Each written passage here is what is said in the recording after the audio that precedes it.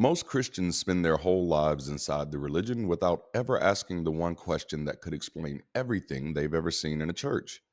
Who actually leads Christianity?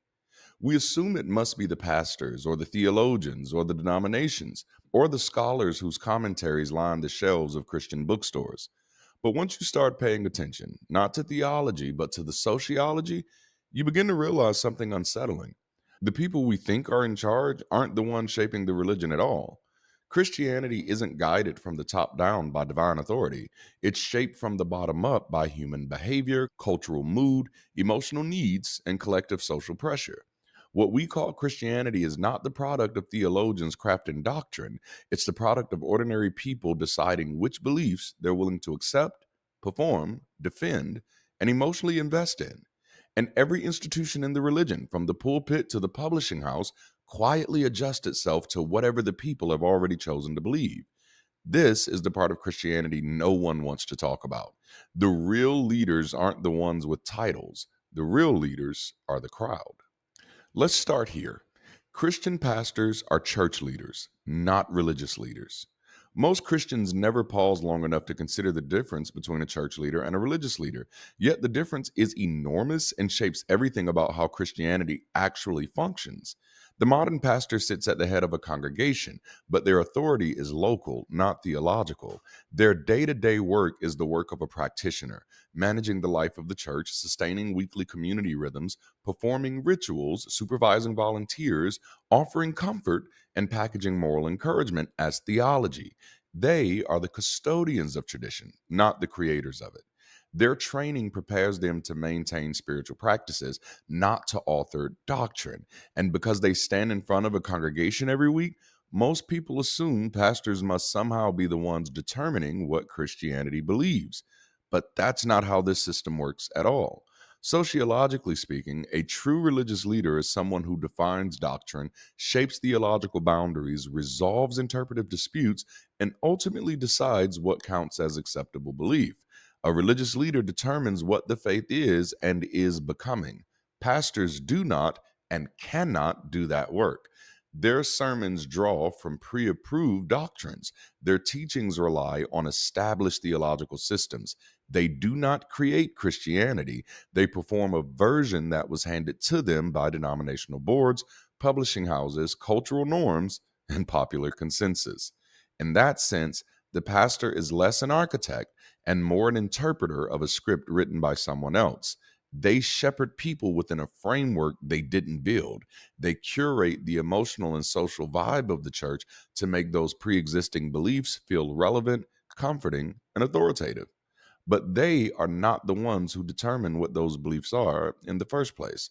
A pastor is to Christianity what a yoga instructor is to Hinduism, a facilitator of practice, not a shaper of doctrine, or like a therapist practicing within the field of science. Or like a therapist practicing within the field of psychiatry. They apply the concepts, but they do not sit on the board that decides diagnostic criteria or foundational theories. Pastors operate at the level of performance, not production. They are the hands and the feet of Christian tradition, but not the mind that creates it. And this misunderstanding, confusing pastoral leadership with religious authority, is one of the key reasons so many people mistake Christianity's emotional delivery system for its theological engine. Let's move into the second point. There is a profound and long standing disconnect between most churches and the institutions that actually produce doctrinal research. And the gap is not accidental, it's structural.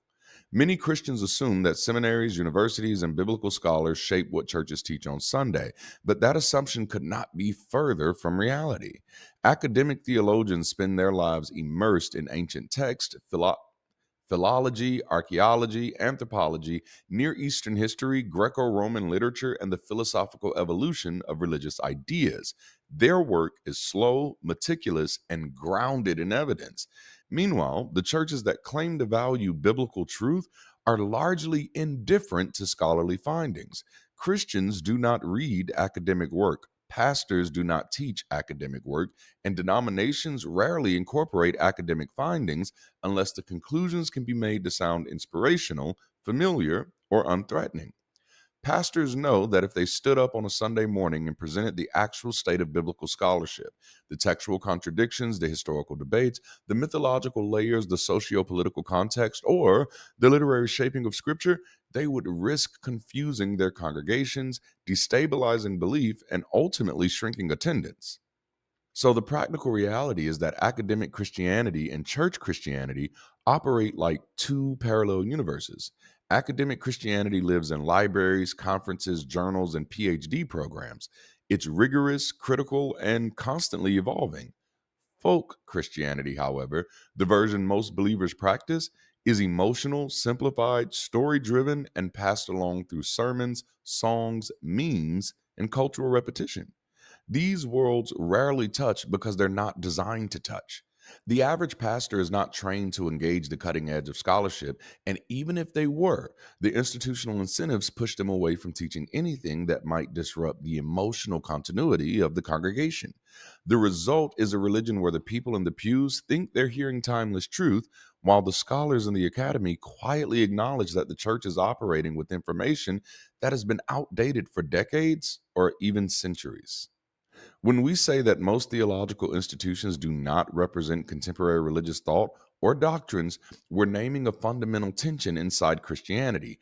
Academia and the church are speaking two entirely different languages, and neither of them actually governs what the religion is in practice. Academic institutions describe what Christianity was, how beliefs developed, how text evolved, how doctrines shifted, and which traditions emerged from which historical pressures. Their work is retrospective and analytical. Churches, on the other hand, perform what Christianity feels like today, an emotionally curated, culturally flavored version of the faith that reflects the needs, fears, desires, and social norms of the present moment. But neither group holds real authority over what Christianity is right now. Seminaries can publish all the corrected interpretations they want. They can demonstrate that a certain passage doesn't mean what people think it means, or that a doctrine has no biblical foundation at all. But churches will simply respond, "We don't care." And they don't care because their job is not to be academically accurate, it is to be emotionally functional. People in the pews gravitate towards whatever sounds comforting, familiar, and socially safe. They embrace the version of Christianity that protects their identity, preserves their community, and reduces cognitive dissonance. As a result, the religion lives in a kind of interpretive freefall where neither scholars nor pastors truly steer the direction of belief. This disconnection creates a leadership vacuum at the heart of the faith. No one is actually in charge of defining Christianity as a coherent belief system. So the religion becomes whatever collection of ideas people can comfortably hold without destabilizing their social world. So, who is actually leading Christianity? When you finally step back and ask the uncomfortable question, so who is actually leading this thing, you discover why so few people within the faith ever want to answer it honestly. It's not the theologians who produce careful scholarship that almost no congregation ever reads. It's not the seminaries, which operate more like academic archives than engines of belief formation. It's not the denominational boards, which exist mostly to maintain branding and organizational stability. And it is certainly not the pastors or apologists who function more like charismatic translators of whatever the crowd is already comfortable believing. The surprising truth is that Christianity is led from the bottom up, not the top down. Its real architects are the people themselves, the collective, uncredentialed, informal emotional consensus that emerges from millions of believers shaping their religion through their preferences, fears, and cultural habits. The true leaders of Christianity are popular influencers, viral sermons, cultural moods, political anxieties, family expectations, and generational shifts in what feels morally acceptable. Christianity drifts wherever the social current pushes it. A meme, a soundbite, a worship song, or a charismatic public figure can reshape belief far faster than any theological institution. In this way, Christianity is not a religion guided by expertise, it is a religion guided by participation. It evolves through use, repetition, and emotional resonance. Whatever people are willing to embrace, defend, and perform becomes the new definition of the faith. Christianity is, at its core, a crowdsourced religion, shaped not by those who study it, but by those who rehearse it. So if Christianity isn't being steered by theologians, pastors, or institutions, then how is the religion actually led? Sociologically, every religion evolves through three primary forces: beliefs, behaviors, and boundaries. And all three are driven not by doctrine, but by social dynamics. First, beliefs are shaped by popular sentiment. People believe what they want to believe, and over time, leaders adjust to match the emotional climate of their congregations. This is why doctrines that were once considered heretical can become mainstream within a generation. The community changes first, and leadership rewrites the theological story afterward. Second, behaviors are guided by cultural norms. When society shifts its understanding of morality, identity, or justice, churches eventually fall in line and then retroactively claim that the Bible supported the new position all along. This retrofitting allows churches to maintain the illusion of theological stability while quietly following culture's lead. Thirdly, boundaries are determined by social comfort. Most believers do not ask, "What does doctrine actually teach?" They ask, "What interpretation will keep me safe with my family, my friends, my pastor, or my community at large?" Boundaries are enforced not by scripture, but by social pressure. This dynamic explains why Christianity often appears fluid, contradictory, and selectively enforced. The religion moves wherever social approval moves. In practice, Christianity is guided not by divine revelation, but by the path of least relational resistance. It changes to protect belonging, not truth, and that is why the faith feels so adaptive and inconsistent from generation to generation. When you trace all the threads back to their source, the quiet puppeteer pulling the strings behind Christianity is not scripture, doctrine, or ecclesiastical authority. It is relative popular opinion. This is the thesis that makes every other observation snap into focus. Christianity presents itself as ancient, fixed, and authoritative, a timeless truth passed down unchanged through the centuries. But in practice, the religion shifts like a weather pattern because its true engine is the collective emotional need of its followers at any given moment. Popular opinion determines what counts as sin, what gets framed as God's will, which doctrines rise to prominence, which scriptures are conveniently ignored, and which social issues are elevated into spiritual battles. As the community's needs, fears, and cultural influences change, so does the shape of the religion. Church leaders then step in to retroactively attach theological language to whatever the people have already accepted, creating the illusion that the shift came from the top rather than from the pews. This is why Christianity can reinvent itself endlessly without ever admitting that it has actually changed. In reality, Christianity is not a top down system of divine commands. It is a bottom up system of human consensus wrapped in the language of divine authority, as is all religion. The hierarchy exists mostly to sanctify the choices the community has already made. Christianity survives not by enforcing doctrine, but by absorbing the mood of the crowd and giving it a spiritual vocabulary. For all the focus on pastors, theologians, and denominations, the real reason popular opinion leads Christianity is embedded in the very structure and psychology of the religion itself. The Protestant Reformation shattered any hope of centralized authority by creating thousands of competing traditions, each claiming biblical legitimacy. Once authority was decentralized, Christianity functionally became a marketplace where believers could choose the version that best suited their emotional and cultural needs. In the American context, this dynamic grew even stronger. Religion became a consumer product, and churches were forced to compete for members by offering the most appealing, least disruptive, most identity affirming interpretation of the faith. This competition created an emotional reward system. People gravitated toward the churches that reinforced their worldview and validated their internal narratives. Conformity was rewarded with belonging, and deviation was punished with social and relational loss. Pastors who depend on attendance and giving for institutional survival quickly learn that challenging popular opinions carries economic consequences. As a result, they follow the people, not the other way around. In the 21st century, the rise of digital media and algorithmic culture accelerated this bottom up dynamic. Influencers, TikTok preachers, YouTube apologists, and viral worship moments now shape belief far more rapidly and widely than seminaries ever could, creating a feedback loop where what is popular becomes what is considered true. Layered on top of this is the social identity function of Christianity. Doctrines survive not because they are theologically sound, but because they protect belonging, preserve family harmony, reinforce political identity, or maintain cultural continuity. A belief stays alive only if it keeps the group intact. These structural, economic, emotional, and technological forces together explain why popular opinion has always been the real authority in Christianity. The religion has never been guided by doctrinal purity.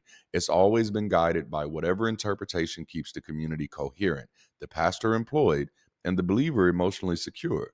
This is the engine beneath the entire system, a faith shaped from the bottom up, disguised as a faith delivered from the top down. When you step back from the mechanics of Christianity and look at the broader pattern, the real revelation is not about any single denomination or doctrine. It's about the nature of religion itself. Christianity is simply the clearest case study for a truth that applies across nearly every faith tradition. Religion is not a top down belief system, it is a bottom up social technology shaped by the emotional needs, cultural conditions, and identity pressures of the people who perform it. What looks like divine authority from the outside is, in practice, a negotiation of human desires from the inside. Communities adopt the beliefs that stabilize them, reinforce their identity, protect their psychological comfort, and maintain social cohesion. Doctrines survive not because they are true, but because they are useful. Useful for belonging, for meaning, for order, for coping, for community continuity. That's why Christianity has been able to morph endlessly across centuries, not because the religion is divinely adaptable, but because the people who inhabit it demand that it adapt to them. Christianity does not change because theologians reinterpret scripture. It changes because popular sentiment shifts, and leaders must retrofit theology to keep pace with the emotional reality of their congregations. This insight exposes the deeper logic of religious behavior. People are not obeying doctrine, they are obeying social comfort. They follow the faith that feels familiar, rewarded, and reinforced by the community around them. And pastors, far from being the architects of belief, spend most of their time chasing the congregation's emotional center of gravity, adjusting rhetoric and emphasis to align with whatever the people already feel, fear, or desire. Religion is not sustained by sacred text or theological structures, but by human consensus, social pressure, and cultural momentum. And the humanist and secular community needs to understand this. Popular opinion is and has always been the real puppet master. This understanding not only clarifies why deconversion feels like escaping a social ecosystem rather than just rejecting a set of ideas, but it also highlights why secular communities must be built intentionally. Without the illusion of divine authority, we are forced to confront the real work of constructing meaning, belonging, and ethical frameworks through human collaboration alone. Far from weakening the arguments, this sociological perspective strengthens it, revealing religion not as an otherworldly institution, but as a profoundly human one, shaped by the people who practice it and sustained by the comfort they derive from it. I hope you enjoyed this conversation today. Listen, if you did, I decided to do something that I have not done in a while. I created a digital study guide just for this conversation. You can find it on Windows Shop right now. The link is in the description. Also, as we're preparing to go into 2026, we have a lot of exciting events and activities that we're rolling out for Bridge City.